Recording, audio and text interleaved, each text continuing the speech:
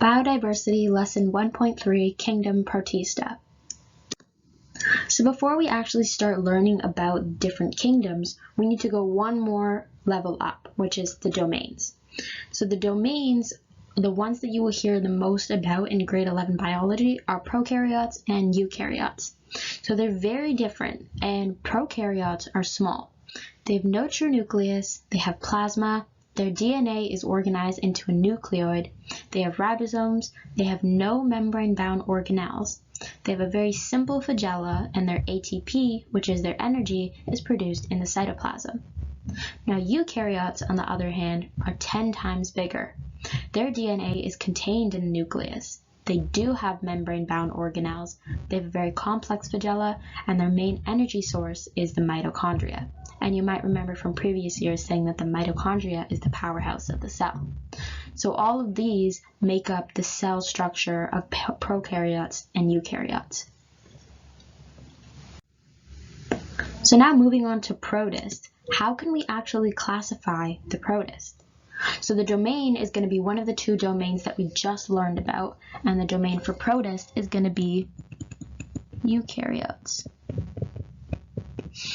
And the kingdom is obviously going to be kingdom Protista. And lastly, the phylum. So the phylum is how we break it down even more, and it breaks down into 3 phylum, which we'll talk about a little bit later. So one of them is animal-like, the other one is fungal-like, and the last one is plant-like. So that's how we break down protists. So what are protists? So protists are said to have appeared over 1.5 billion years ago on our Earth. Although they're small like bacteria, they're very different from them. Kingdom Protista is mostly unicellular, which means single-celled, although some can be multicellular like seaweed. It just depends.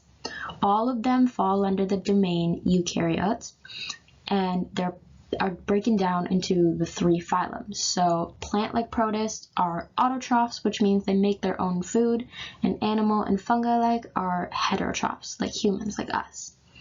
So the way that protists evolved or came about are through 2 different ways, infolding and serial endosymbiosis. So infolding is when the internal membranes evolve through infolding of the plasma membrane of our ancestral prokaryotic cells.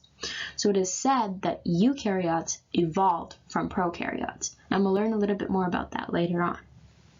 Serial endosymbiosis is the mitochondria and the chloroplast. They're thought to have developed from this process.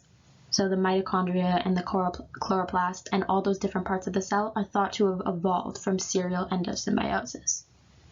And then lastly, like we said before, the 3 phylum that it breaks down into is plant-like, animal-like, and fungi-like. So now we'll talk about those.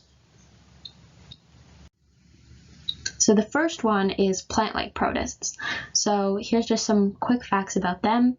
They contain chlorophyll, which is the part of the plant that makes them green. So they're plant-like, so they contain chlorophyll. And they're said to have evolved from their first ancestor, which is green algae. And there's just a few examples of plant-like protists. Animal-like protists, or previously known as protozoans, they're heterotrophs that capture and ingest material from their surroundings. So those are a few examples. And you can see they have that little tail that follows them, which is very common in animal-like protists. And lastly, we have fungal-like protists. So all of them are heterotrophs, and just like most fungi, most of them are good decomposers. And here are just some examples, and most of them are molds. So now that we know more about Kingdom Protista, how do the protist actually move? Well, it moves into 2 ways. So the first one is pseudopodia, which is cellular extensions that stream cytoplasm in the direction that they want to move. So it kind of projects them in the direction that they want to go by streaming out the cytoplasm.